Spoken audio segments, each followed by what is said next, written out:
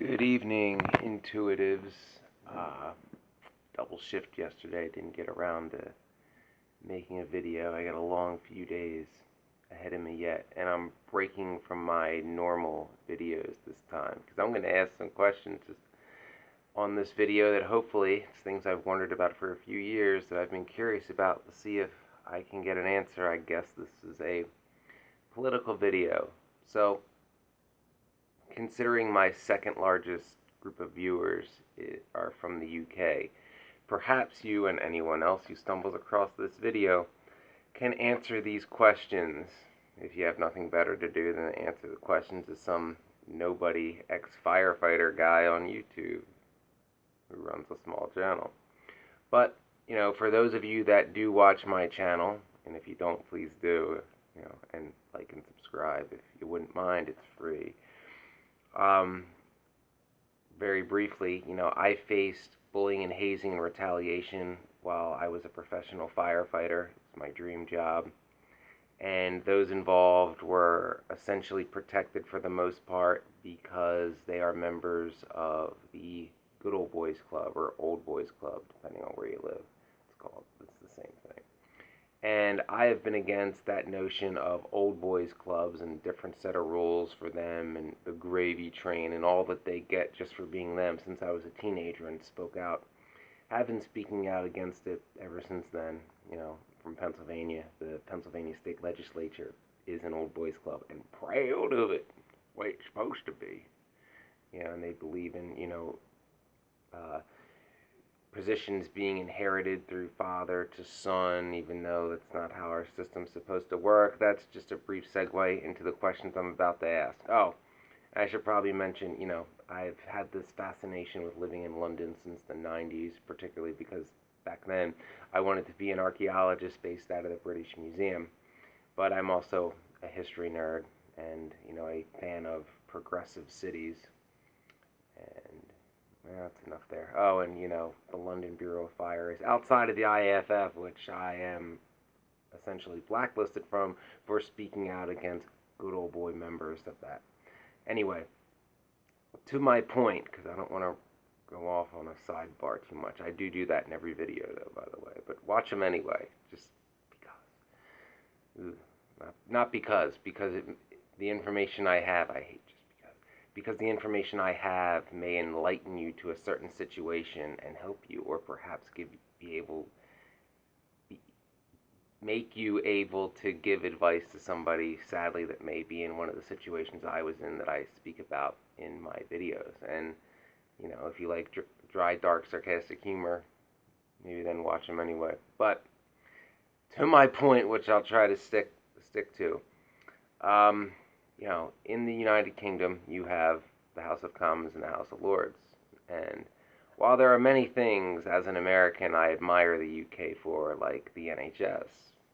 We should have that. We don't, because corruption and oligarchy.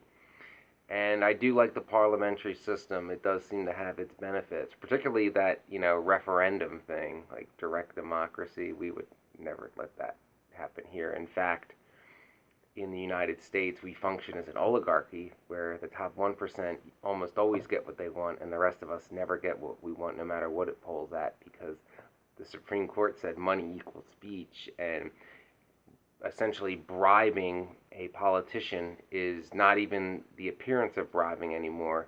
And you got, theocrats like Ted Cruz that are like, the Democrats are trying to limit free speech by limiting campaign contributions. So when the Koch brothers give me $1 million, that's not them trying to buy me. That's just them saying, Ted, you really were chosen by God, just like my crazy father said, who may or may not have, been involved in the JFK assassination. Man, I'm Ted Cruz, man, kind of thing.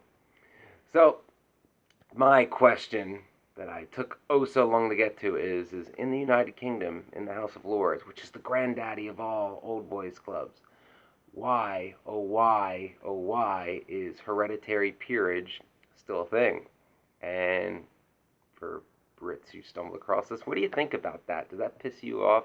I don't even live there. I may soon, hopefully, but it pisses me off. The idea of somebody having the right to make laws in the country, hold a position, and be paid quite handsomely for it, solely based on who their father was.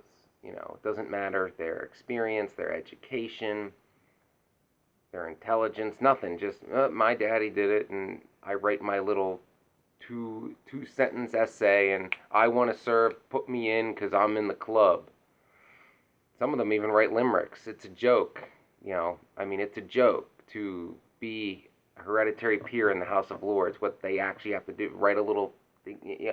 I had to go through 9 months of testing, psychological, physical, medical, lie detectors, you name it. 9 months of testing just to be a firefighter. And here are people that just get to make laws, or are part of that process simply because of who they were born to. Why is it's 2022? Why is that still a thing? And don't say tradition. What logic justifies that in this day and age? Because here where I'm from, sadly, in Chester County, Pennsylvania, is very proudly a good old boys club. Nigel Farage would love it here because it's a bunch of old white men trying to make things like they were in the Reagan-Thatcher era and holding on for dear life to that and exploiting everybody born after 1964 to do so. And, act as if they're some kind of demigods. Oh, and there's plenty of pubs where you can still smoke in here. So, again, Farage would love it here. And you guys should, give me his citizenship and I'll give him mine. I'll get that problem off your hands and I promise I'll be good. I'm a nobody. How much trouble can I cause? But in more serious terms, why? Again, why is that hereditary peerage still a thing? Has there been any movements to try to reform the House of Lords in that matter? You have seats reserved for bishops too, which, one of the big things I like about America is our whole separation of church and state thing. I know a lot of the Republicans have been fighting that at least since the Reagan era. Ted Cruz and Rick Santorum are probably the biggest ones, but we still have it, at least for now. I don't know, the Supreme Court's getting crazier and crazier because Democrats don't know how to fight, or they're paid not to, because corporatism, yay.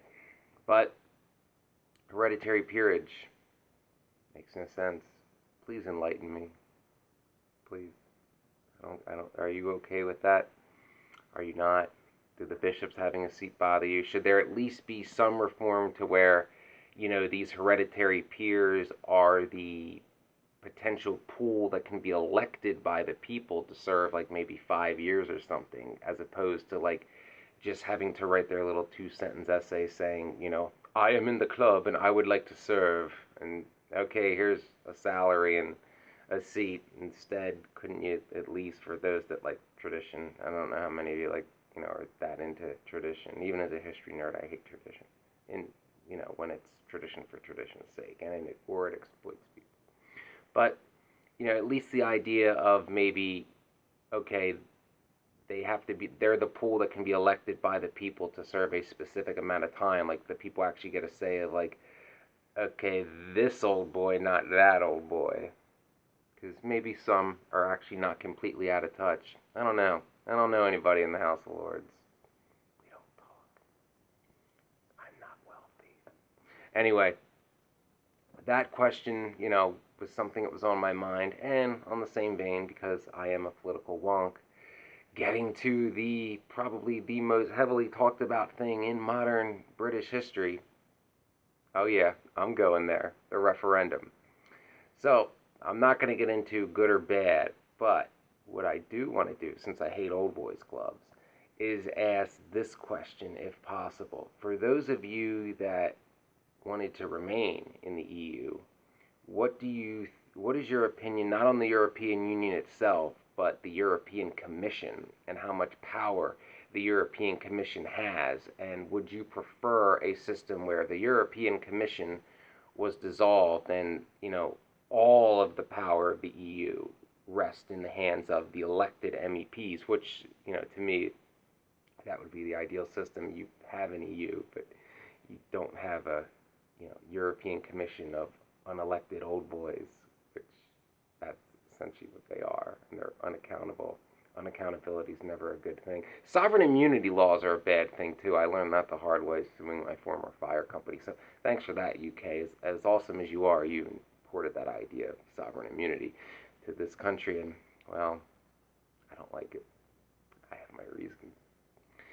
And finally, for those of you that voted to leave the EU, would you have voted to leave an EU in which the European Commission didn't exist and the, laws and policies made by the EU were all done, like I said, all the power rests in the hands of the elected MEPs elected by, the people of Europe? These are just things I think about from time to time and have watched documentaries and stuff on because I have very little social life. I'm an INFJ. If you don't know what that is, I highly suggest you watch my other videos. Come on, you'll get a laugh or two out of them, I promise. But, to those of you that are from the UK that took the time to watch this, thank you for listening to a nobody ask some questions, because I like knowing things, as most INFJs do.